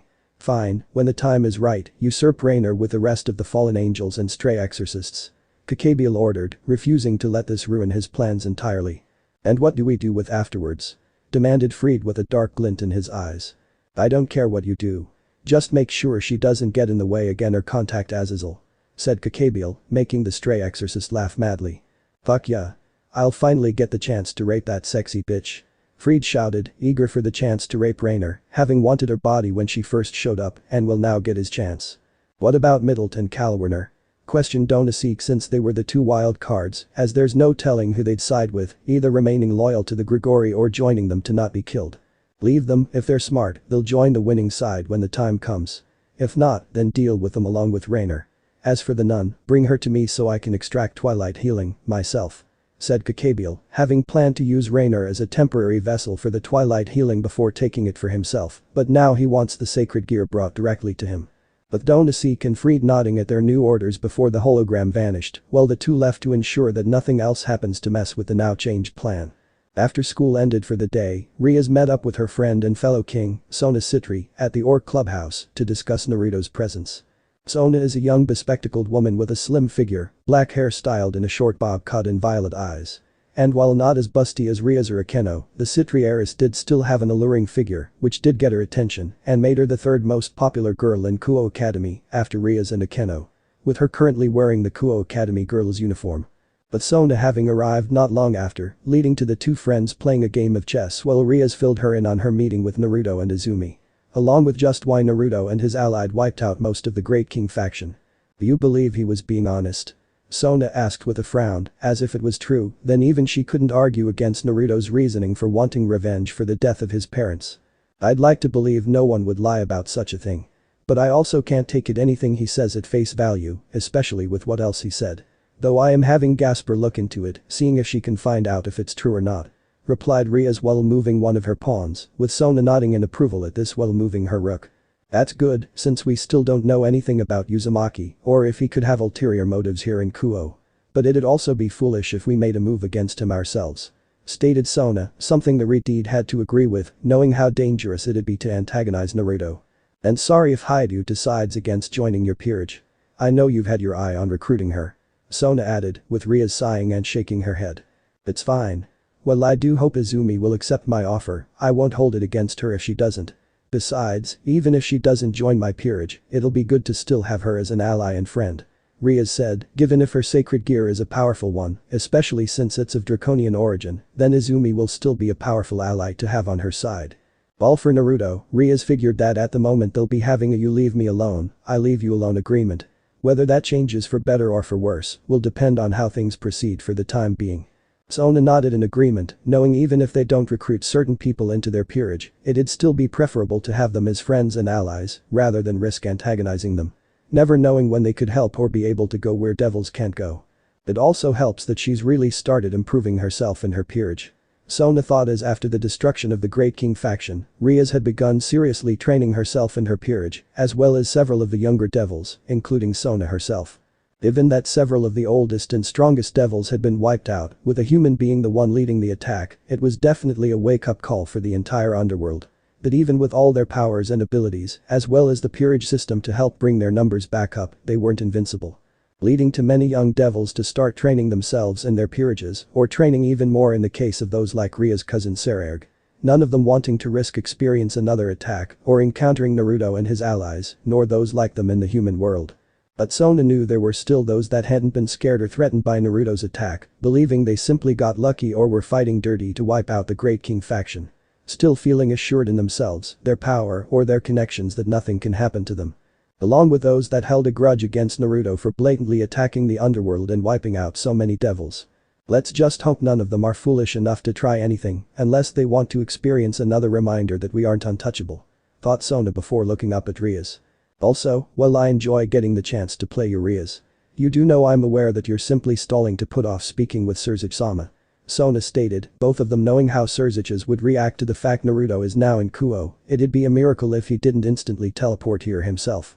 And you aren't doing the same for Serafol-sama? Rias asked rhetorically before being met with silence, since Sona knew her sister would have a similar reaction to Surzuch's. Well, we can continue putting it off. In which case they'll likely end up finding out on their own, which will definitely be even worse. Or we can get it over with and hopefully prevent them from doing anything drastic. Said Sona after a few moments, making Rias sigh, but knew her friend was right and that it'd be better to contact their respective siblings sooner rather than later. Stopping their game, Rias and Sona both created magic circles on the ground to contact their siblings. Both girls waiting a few moments before watching as holographic images of Surzuch's and Serafol appeared in front of them. Surzuch's is a handsome man who seems to be in his early 20s. He has shoulder-length crimson-red hair and blue-green eyes, just like Ria's own. With his outfit consisting of the formal Mao Lucifer attire to signify his rank as ruler of the underworld. While Serafol is a beautiful girl, looking to be in her late teens with black hair tied into twin tails and blue eyes. She also has a childlike body, albeit with large breasts. With her own attire being a pink and white magical girl outfit. Ria's tan. What did you need me for? Surzuch's asked happily at being contacted by his little sister. So Tan, you're called too, did you both missing your big brother and big sister, said Serafol with stars in her eyes that Sona was calling her, rather than needing to visit her sister. Nai-sama, it's good to see you, but please behave as this isn't a social call. Rias said, not having time for her brother's antics. Agreed Ni-sama. Rias and I contacted you both to tell you that Naruto Uzumaki is here in Kuoh. Revealed Sona, wiping away any happiness Surzuch's and Serafol were feeling at her words. What? Serafol screamed in shock and horror that their sisters were now in the same town as Naruto. What happened?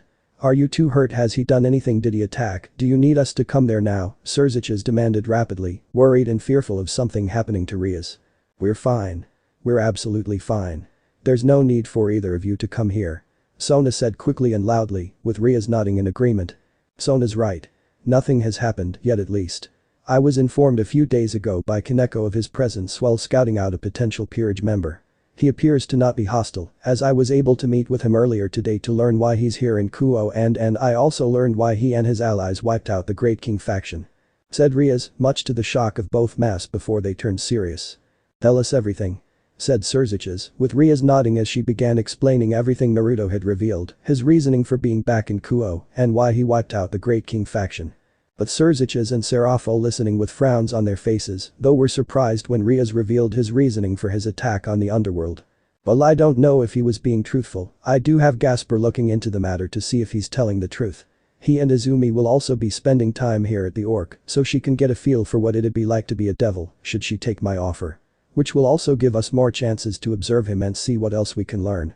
Rias said as she finished her explanation, with Surzuch's nodding with a frown on his face.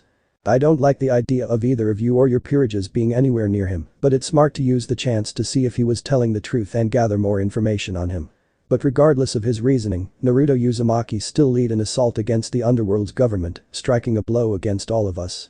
Even if it did help us gain full control of the underworld and start better organizing everything. Said Surzuch's, as without the Great King faction, he and the other 4 Great Satans no longer had to play political tug-of-war anymore in making decisions for the Devil faction. Surzuch's is right, but we at least know it wasn't an attack against the entire underworld. And it is understandable why he'd do it if he's telling the truth. Serafol added, something they all had to agree on, doubting they'd act any differently if something like that happened to their families. So should we just keep going with the watch and wait approach? Rias asked, with Surzuch's and Serafol nodding in agreement. That would be for the best, watching and waiting to see if he does end up proving to be a threat or planning something. Though while we trust you both, we'll be sending someone else to join you in Kuoh, as we also can't be too careful when it comes to Naruto Uzumaki. This way we can better observe, and if necessary, deal with him. Surzuch's said, preferring if Rias and Sona had some backup if the worst happened. Should I go as well? Surzuch's? Just in case. Said Serafol, given how plenty of devil clans had a grudge against Naruto for his attack, anyone they send could likely try antagonizing Naruto, simply to have an excuse to attack him if they didn't attack him outright. Plus, this did technically fall under her jurisdiction of foreign affairs. No, having a Mayu appear would only set him on edge and make things more difficult. Perhaps later on, once we have a better feel for the situation. As for who we'll be sending, it's someone we can trust and be strong enough to help you both. Surziches said, not wanting to take any risks by having a Mao appear in Kuoh. With Riaz and Sona frowning at the idea of them sending someone else to Kuoh, feeling annoyed that they weren't trusted enough to deal with the situation themselves. But they also knew even if they refused, Surziches and Serafo would still probably send someone anyway. Fine. Can we at least know when this person will be arriving? Riaz asked, reluctantly agreeing, but still not liking the idea of being watched. And would they be taking part in governing Kuoh, should we be unable to? Questioned Sona, with her and Riaz being thankful when Surziches and Serafo shook their heads. No. They'll merely be there to help observe Naruto, otherwise both of you will still be in full control of governing Kuoh. Serafo replied, much to both girls' relief that they won't have anyone interfering in their business. As for when they'll arrive, within the next few days. Said Surziches, with Riaz and Sona nodding at this before the holograms vanished. So wanna finish the game? Riaz asked while looking at Sona since they were still in the middle of their chess game. Why not? Replied Sona with a shrug as they resumed their game. With Naruto and Izumi. Meanwhile, Naruto and Izumi were heading over to the latter's home, with the Uzumaki wanting to get started on the brunette's training and Izumi wanting to see where her friend lived. With Izumi having also told her parents where she'd be, so they didn't worry about her not coming home. The two soon arriving at a large set of black iron gates with a stylized infinity symbol on them, with Izumi looking closely and was surprised to see glowing symbols lining the gate. Those are magic seals, or runes as they're more commonly referred to as. They help protect this place from intruders, alert me when anyone that's not registers in them tries to enter, and shields it from anyone who gets too close, along with several other defenses. I already made it so you're registered and able to come and go as you please. Naruto said, much to Izumi's amazement before she smiled that he's already letting her come into his home whenever she wants. Though Izumi was amazed when they entered the gates and she got her first look at Naruto's house, seeing that calling it a house was an underestimate. You live here? Izumi asked in shock and amazement upon seeing that Naruto's home was a massive 6-story mansion, with the Uzumaki scratching the back of his head sheepishly.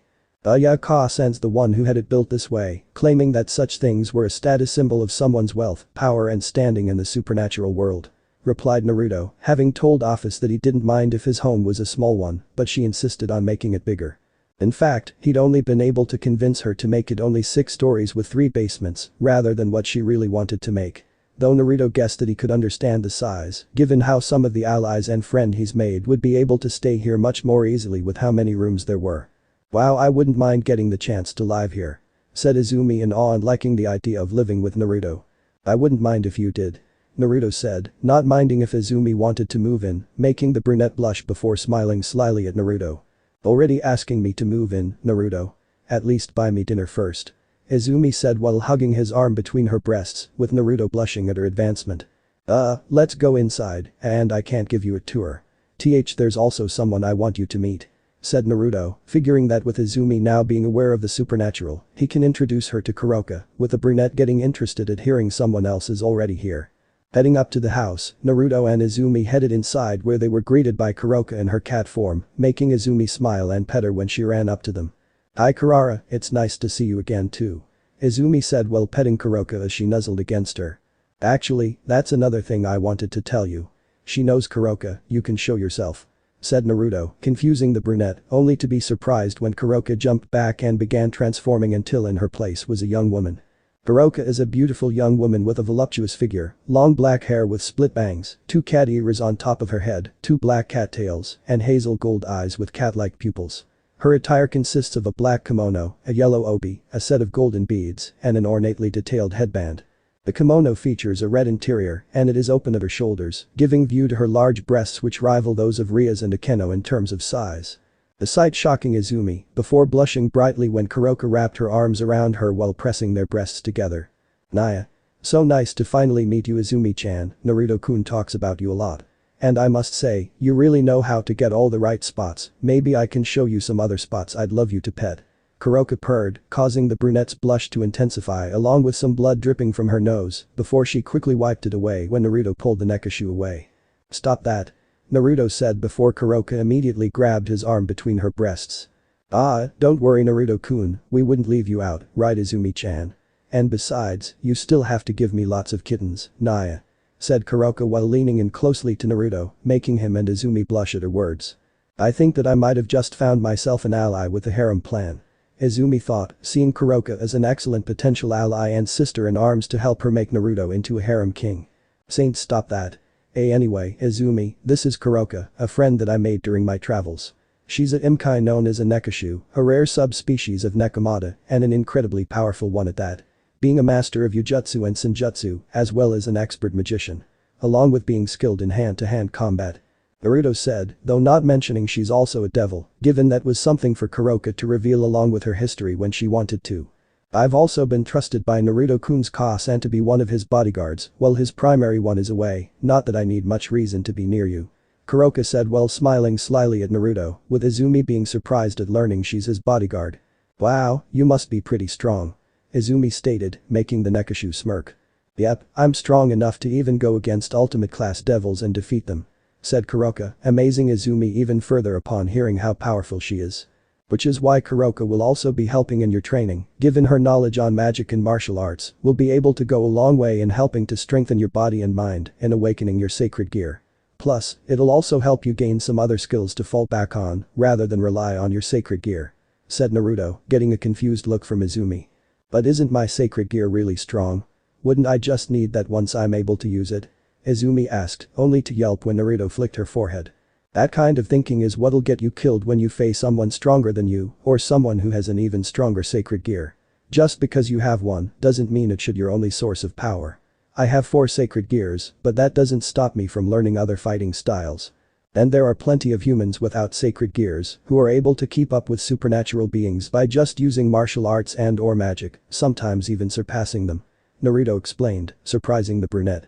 How strong could a human get? Questioned Izumi, not sure how strong humans could get in comparison to the supernatural. Put it this way, one of the most powerful humans gained the titles the true devil and limits of humanity. And that's with no sacred gear, no combat magic, no weapons, just pure physical power. Said Naruto, as while he may not like the church, he couldn't deny that Vasco Strada is someone that earned his reputation, while Izumi was shocked that a human could reach that kind of power. Whoa, Izumi muttered in disbelief, with Naruto and Kuroka nodding in agreement, as it can be surprising to learn of humans that can keep up with, and even surpass, supernatural beings. And that's just one example, there are others that have become powerful as well in keeping up with the supernatural, with or without sacred gears. Kuroka added. That's right. Now let's go, I'll give a tour of the place, and then we can get started on your training. Said Naruto while motioning Izumi to follow him and Kuroka, with the brunette nodding as she followed after the two.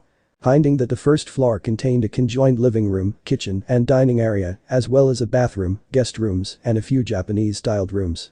The second floor was where Naruto's room was, along with 2 conjoined rooms on either side of his, having doors that go into both of them. The third floor had a study and some empty rooms with one of them belonging to Kuroka. The 4th and 5th floors contained more empty rooms that could be used. The 6th floor was a meeting room, which Naruto said would be used for whenever he'd need to deal with any visitors. Then the rooftop had a lounge area, a garden with different plants and vegetables, and a small shrine in the corner. Then Izumi was only further amazed when she was shown the basement, which also contained 3 different floors. The first containing a movie theater, training rooms, changing rooms, and a large indoor bath which had a refrigerator filled with different drinks, a hidden room, and a second hidden room also contains an assortment of baths of various sizes. But are noticeably larger than the first and are decorated gorgeously with ornate patterns, tropical plants, dragon statues pouring water into the bath, and a large infinity symbol. The second floor had a heated indoor swimming pool, more storage rooms, and other hidden rooms as well. And the third floor was mostly vacant, being used as a garage, storage, and having a large library in it. While all the floors had been renovated to be accessed by an elevator, making it easier to get around than taking the stairs all the time. What do you think? Naruto asked once they returned to the ground floor, with Izumi having a look of pure awe and amazement. I'm not sure if I'd ever want to leave this place. Said Izumi, making Naruto laugh slightly, knowing the place was a bit much. Well, don't get too attached, since now we're going outside to start your training. First we'll be doing some meditation. Stated Naruto, snapping Izumi out of her odd stated. Meditation? Izumi asked, wondering how that would help. Yep. It helps focus your mind and remain calm, making it a good exercise for sacred gear users to better handle the power their sacred gears have, allowing them to remain calm and in control, rather than going berserk.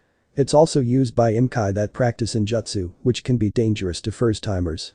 said Kuroka, since using senjutsu opened one up to reading and handling spirit power, which included the malice and corruption that flowed through the earth, something that could end up corrupting the user, like what everyone believed happened to her when she killed her king. Hearing this, Izumi nodded in understanding, now seeing how useful meditation would for her training. With the three heading into the backyard to begin her training. Time skip one day. The next day Naruto woke up to feeling a weight on his chest, with the Uzumaki already knowing who it was from the feeling of their body. Being proven right when he opened his eyes and found his adoptive mother laying in his bed, completely naked. "What are you doing here, Kasan?" Naruto asked, with Ophis opening her eyes and yawning before sitting up, not caring about her lack of clothing. "It got lonely and cold sleeping by myself. Sleeping with you feels much better, and you're really warm, Sachi," stated Ophis before laying back down and wrapping her arms around him, sighing contentedly at being close to her adopted son, before she looked at him with a spark of worry in her normally expressionless eyes. "And I was worried about you. Having you go off into devil territory, especially the territory that belongs to the Sisters of Two Mass. I was worried something would happen, given how most of them see you," Ophis added, making Naruto smile slightly, since it's rare for her to show concern or any emotions. "Thanks, Kasan, but I'm fine. I actually met with one of them yesterday, Ria's Gremory. She and her peerage seem pretty reasonable, at least from what I've seen, not sure about the Citrierises though. But from what I've heard, she sounds pretty level-headed," replied Naruto, with Ophis nodding in agreement given what she's heard about the two. "Are you considering giving them one of those?" questioned Ophis, with the Uzumaki frowning at the question, knowing what she meant. "If they can prove trustworthy. Though given the circumstances with Ria's, I may consider giving her one, should she be compatible, if only as insurance, and see if it'd help me earn some of their trust," Naruto said, knowing it'd be better to have Ria's and Sona on his side, or at least trust him, as that'd get the Mayu off his back and leaving only the devil families who wanted him dead. I can also sense your friend's sacred gear from here. It's a powerful one," Ophis stated, being able to sense the sacred gear in Izumi. "Can you tell which one it is?" Naruto asked, knowing that it'd be able to help in Izumi's training, knowing what sacred gear she has.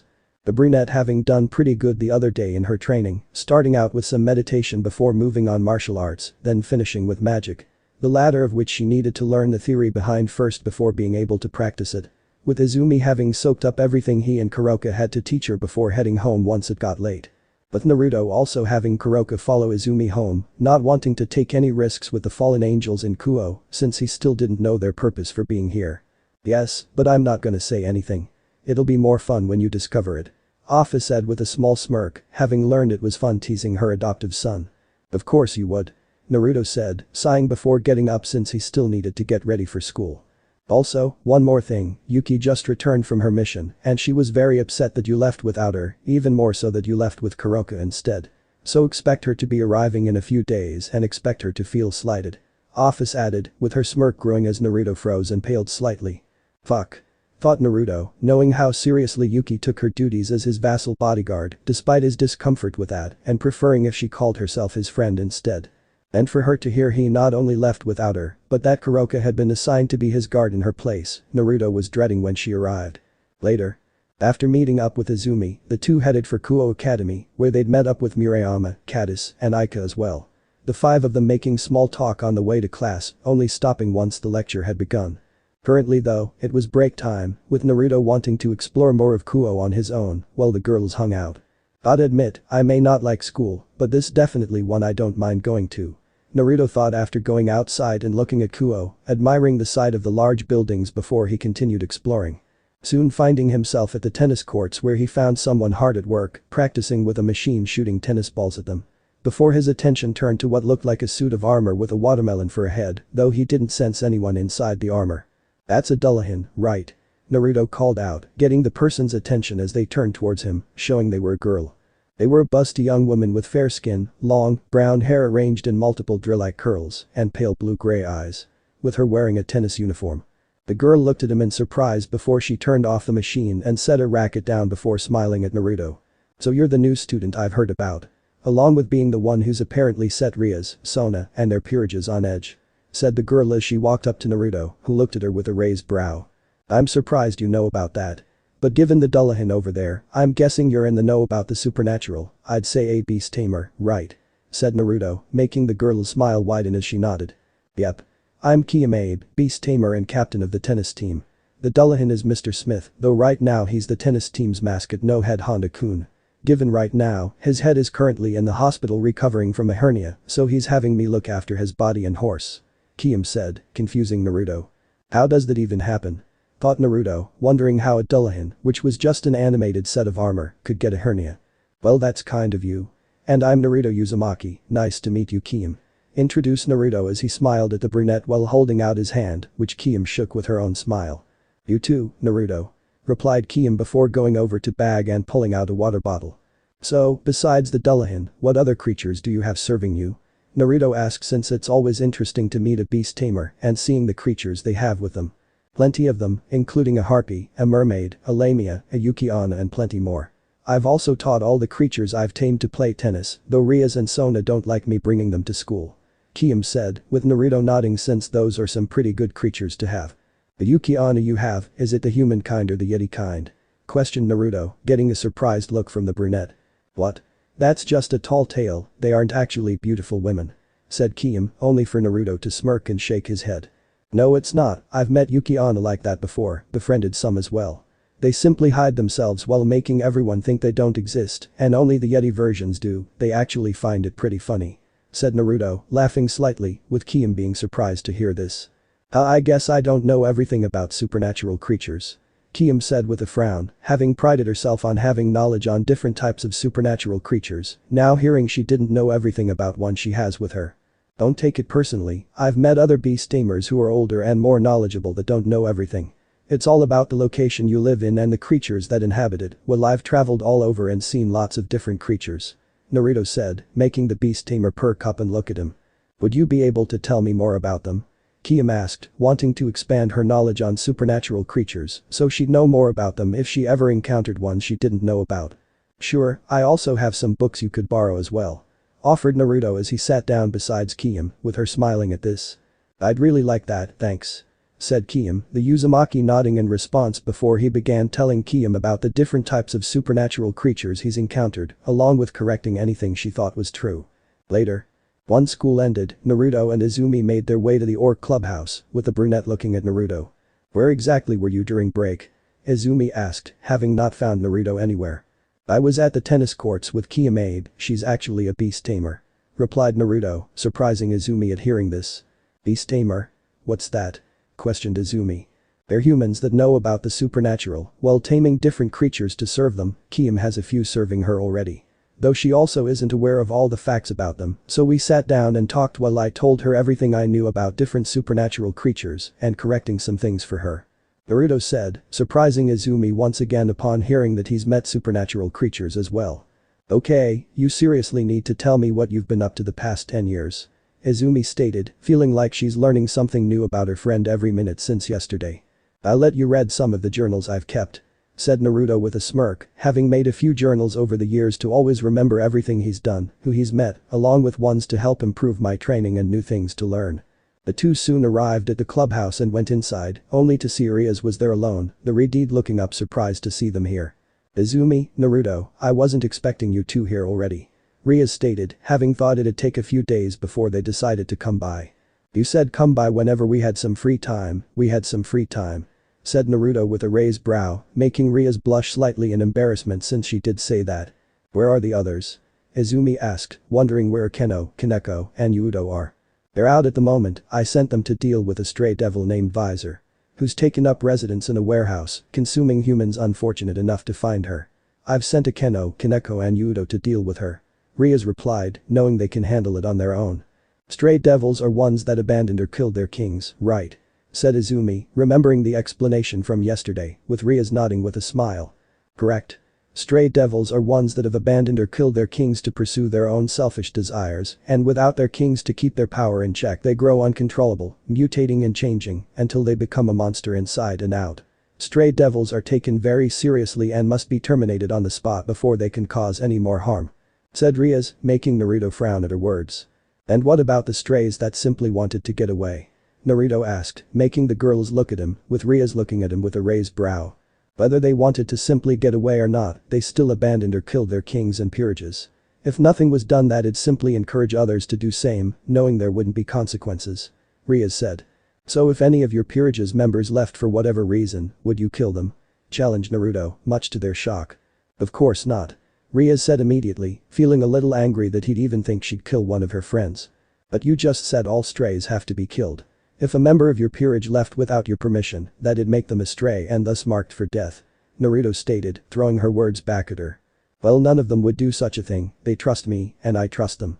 Ria's retorted, not believing any member of her peerage would leave unless they were being forced to. But what if they did? Or what if they needed to kill another devil, a pure-blooded one, to protect someone they care about? Would that make them a stray? Naruto said while walking up and putting his hand on her desk, looking at Ria's challengingly. No, if it was to protect someone they care about, I would defend them. Said Ria's, feeling like he was trying to test her loyalty to her friends. And what if no one cared for the why? Only seeing a reincarnated devil killing a naturally born one. What would you do then, if no one cared? Naruto challenged, making Ria's look at him with wide eyes. Ria said, not being able to come up with an answer, but knew that if such a thing happened, other devils would always take the pureblood side while condemning the reincarnated devil. Keep that thought in mind, along with remembering what I said about taking things at face value. Said Naruto before he went and sat down. One thing he promised to do for Kuroka after learning about her history and what happened to her was that he'd help clear her name and reunite her with her sister. Refusing to let her be remembered as having abandoned Kaneko when she gave up everything to protect her. So what exactly would my duties be if I joined your peerage? Izumi asked, hoping to change the subject, given it seemed the last one was making things rather tense, with Ria shaking her head and looking at the brunette. Your responsibilities would be rather simple, you just have to pass out flyers and wait to be summoned by humans and fulfill the tasks they have for you. They're mostly simple ones that are basically just odd jobs anyone could perform, but with an extra flair thanks to our powers. And should a client be satisfied with your performance, then you can form a contract with them, allowing you to keep going back to them fulfilling their requests. You'd also participate in raiding games with the rest of us against other peerages. Both these methods help devils in advancing in rank until they reach high class to get the chance to receive their own peerages. Ria's explained, with Izumi nodding at this before she began asking other questions and clarification on other things they couldn't go over yesterday. Time skip one day. After they finished speaking with Ria's, Naruto and Izumi headed to the latter's house to resume the brunette's training, before Izumi returned home once it got late. With them meeting up the next day and heading to school, with the two making small talk on the way to Kuoh Academy. Only for them to stop when Izumi accidentally bumped into someone, knocking them both to the ground. Oh, sorry about that. I wasn't really paying attention to where I was going. Said Izumi sheepishly as she stood up. It's fine, I wasn't paying attention either. The person said, their voice revealing she was a girl, with Naruto and Izumi looking at her. She was a pretty young girl with long blonde hair and green eye. Her hair flows all the way down to her back, with split bangs over her forehead and a single strand sticking out from the top and sloping backward. Her attire consisted of a dark teal nun outfit with light blue accents, a white veil over her head with light blue accents, a brown satchel slung on her right hip, and brown boots with black straps in an X-shaped pattern. She also wore a silver cross necklace around her neck. She's so cute. Izumi thought while mentally squealing at how adorable the girl was. Are you alright, sister? Naruto asked while offering her a hand up, which she accepted with a grateful smile. Yes, I'm fine and thank you. Replied the nun. No problem, I'm Naruto Uzumaki. Introduced Naruto while smiling at the girl. I'm his friend, Izumi Haidu. And I'm really sorry about bumping into you. Izumi said with a bow, making the girl blush in embarrassment. It's fine, really, you don't need to bow. And it's nice meeting you Naruto, Izumi. I'm Asia Argento. Though if you could help me, I'm actually a little lost right now, I just arrived in town and I can't find where the church is. Do either of you know where it is? Asia asked, hoping they'd be able to help her, with Naruto and Izumi frowning at this, the brunette having been told about the presence of the fallen angels in town and the fact they're likely set up in the abandoned church. And hearing that Asia is looking for the church, not seeming to know it was abandoned, definitely told them something was wrong. Sorry, but we don't actually know where it is. Lied Izumi. Oh. Said Asia while looking down sadly before looking up when Naruto put his hand on her shoulder, seeing the whiskered blonde smiling at her. But since you're new to Kuoh and don't know where everything is, you'd be more than welcome to stay my home until you're more familiar with the layout. That way you won't just be wandering around with nowhere to stay. Naruto offered, surprising the nun at the offer. Really? I don't know, I wouldn't want to get in the way or anything. Asia said, only for Naruto to wave it off. It's fine, trust me, you wouldn't be getting in the way with how big my home is. I could take you there now if you want, but I wouldn't be able to stay since I have school. Though a friend of mine is already staying there and she can help you get settled. Said Naruto, with Asia not expecting the kind offer. Well if it really wouldn't be any trouble. said Asia, since she didn't have anywhere to stay at the moment. You wouldn't be. Naruto stated while smiling reassuringly at Asia, who slowly returned the smile. Then alright. Asia replied, nodding and accepting the offer. Great. Izumi, you go on ahead, I'll take Asia home and help her get settled before meeting you at the academy. Said Naruto, with Izumi nodding before smiling at Asia. Okay, see you then. And nice meeting you, Asia, I hope we can hang out later after school. Izumi said while smiling at the nun, who was surprised at this before soon smiling happily and nodding. I'd really like that. Asia replied before following Naruto to his home. None of them seeing Rainer flying high up in the air, having been on her way to meet Asia after learning she'd arrived in Kuoh, only to see she'd met Naruto and Izumi first. Well, guess that's one thing I don't have to worry about. Rainer thought, glad and relieved that Asia's now with Naruto, knowing aside from the devils, he's the one who'd be the most able in keeping her safe. Which also left her to simply find out who the traitor is and dealing with them, with the Ravenet flying back to the abandoned church to continue her investigation as to who the traitor is. Though the moment she arrived, Rainer felt tense and on edge at seeing how empty it was, knowing at least one of the other fallen angels would be around. Yet she didn't see anyone inside or outside, making Rainer form a light spear and look around warily. Only for his eyes to widen before quickly jumping out of the doorway, just as dozens of light bullets shot out of the floor where she'd been standing. Followed by all the exorcists jumping out from the hidden area below the church. Fucking damn it. The bitch survived. Shouted Fried as he and Donasik stepped out from where they were hiding, making Rainer scowl at the sight of them along with the exorcists and low-ranked fallen angels standing with them. I shouldn't even be surprised you two psychotic dumbasses are the traitors. Rainer said while mentally cursing herself, since it's obvious the battle maniac and the psychotic killer were the traitors. Traitors? No, we're just smart enough to be on the winning side, just like Kalwerner was. Said Donasik with a smirk, causing Rainer's eyes to widen before she quickly turned around, blocking the light spear from Kalwerner. Kalwerner was a tall and buxom woman with brown eyes and long navy blue hair that obscured her right eye. Her attire consisted of a maroon trench coat-like top with a wide collar, a matching miniskirt, and black-heeled shoes. The trench coat top was open at her chest, giving view to her breasts and cleavage. She also wore a gold necklace around her neck. She appears to wear a white shirt underneath her top, but it can only be seen from the bottom. Kalwerner, what the hell, I thought you were loyal to Azazel-sama. Rainer demanded, not expecting Kalwerner would actually betray Azazel. Meh, I was. But I'd prefer watching the chaos unfold from this little plan they told me about, since it sounds a lot more fun. Said Kalwerner with a cruel smirk, making Rainer glare at her before gritting her teeth in pain when one of the exorcists shot her in the shoulder. Hey. Fucking watch it, I want the bitch alive. Fried shouted before shooting the stray exorcist in the head, angry at them for shooting Rainer when he hasn't had his fun yet. And should I expect Middle to be a traitor too? Rainer demanded, not seeing any sign of the lowly fallen angel. You should expect to see her pretty soon, little bitch was too stupid not to, said Donasik before crying out when a pink light spear was stabbed through his shoulder. Next time, you fucks should send more competent minions or make sure the little bitch is dead, yourself. Middle shouted, glaring at them murderously, having dealt with the exorcists they'd left behind to kill her.